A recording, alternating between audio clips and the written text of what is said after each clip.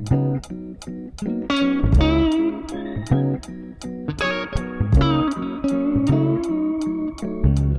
Leo, welcome to your November 2024 horoscope. November might feel a bit of a different energy than October did. This is because we have Saturn going direct and we also have Pluto entering the sign of Aquarius. But first, we start off the month on November 1st with a new moon in the sign of Scorpio. For you, Leo, this new moon is taking place in your 4th house of family and home.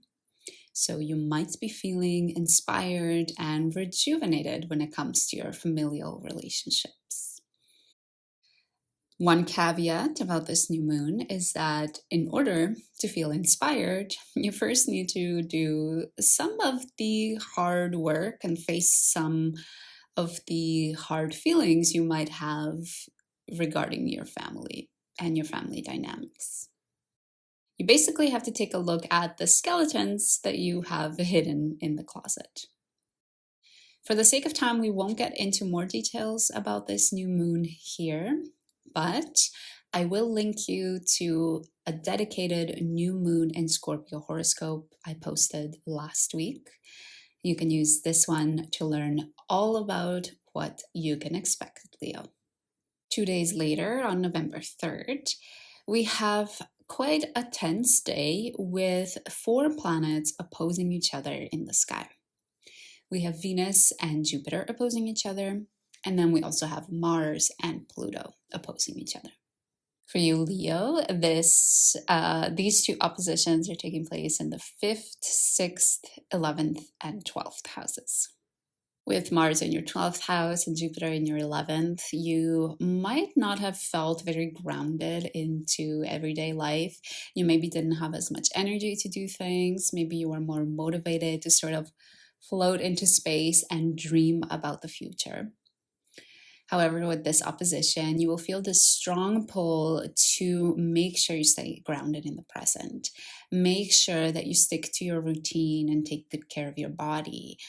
And that you also try to incorporate some fun and pleasurable things into your day-to-day routine. And if that wasn't enough, the day after, on November 4th, we have some more movement in the sky. We have the Sun and Saturn trining each other, and then we also have Mars entering the sign of Leo. With Mars entering your 1st house, Leo, you might feel more invigorated to get stuff done. Personally, I am a Leo rising, so I know with Mars in my 12th house, I didn't feel very motivated to do anything. So I'm looking forward to this change of pace. And then on this day, the trine between the Sun and Saturn might result in some nice connection with your family. It's almost as if the hard work that you have been doing, learning about vulnerability, how to be open and connect with somebody by showing the less pleasant feelings inside of you to them, all of that, you're sort of able to extract the essence of it and also apply it to your family dynamics. We have a couple of days of astrological rest up until November 11th. And on that day, Venus will enter the sign of Capricorn. For you, Leo, Venus is entering your 6th house. So you might feel like bringing some beauty and harmony into your day-to-day routine. This could be very tangible. Literally, a part of your routine is lighting a candle or making art. But it could also be on a more intangible level, like making relationships and cultivating relationships, strengthening relationship, a part of your routine as well. A couple of days later, on November 15th, we have a full moon in the sign of Taurus. This is a jam-packed full moon. And I say this because the moon will be conjunct Uranus. We'll also have Saturn just about to go direct, and we have Venus squaring the north and the south nodes. For you, Leo, the full moon in Taurus is happening in your 10th house. So there might be something with your career, at your workplace, that like you're sort of like reaping the benefits, reaping the consequences of your actions, I should say. Doesn't have to be benefits. If you haven't been putting in the hard work, you will see not so nice consequences, of course. Keep in mind, because the moon is conjunct Uranus, it might be sudden and unexpected manifestation or results or consequences that are coming your way.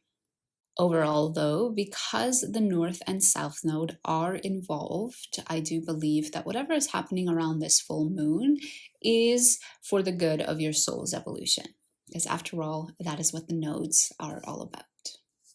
All of that being said, I'm going to stop talking about the full moon for now, otherwise we'd be here all day. But don't worry, I will post a full dedicated video just about this full moon in Taurus. We'll talk about all of the zodiac signs, so make sure you subscribe so that you don't miss that. A couple of days later, on November 19th, we have Pluto entering the sign of Aquarius.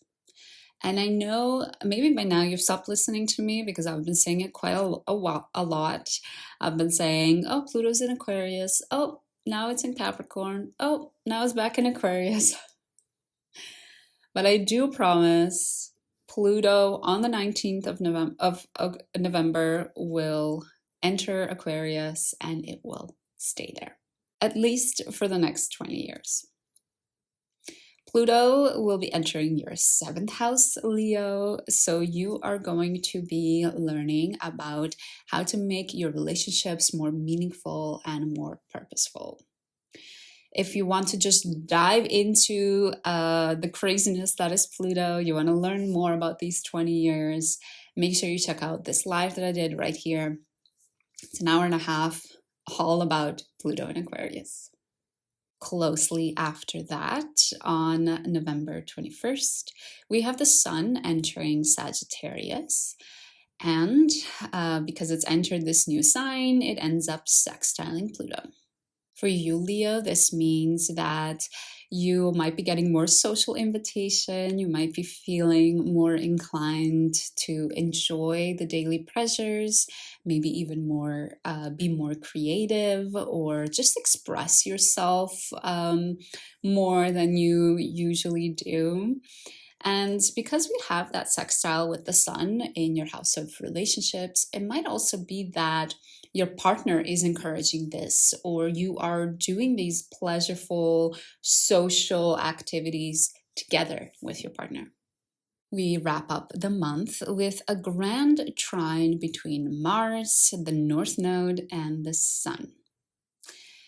All 3 planets are in fire signs, and even though they're not exactly trining each other on the same day, there is a span of about 5 days from November 22nd until the 27th, where we sort of see the first trines taking place and then the second ones. But essentially throughout that 5-day period, you might be feeling this flow of energy.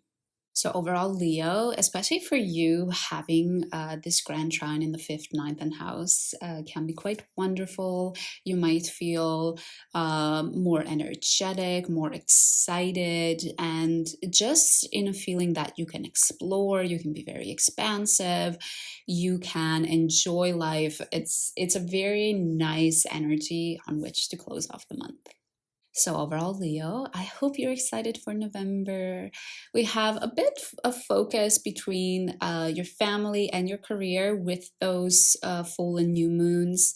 And we also have quite a bit of focus on just staying in the present, enjoying life, especially when the Sun enters Sagittarius, and staying present, grounding yourself through your routine.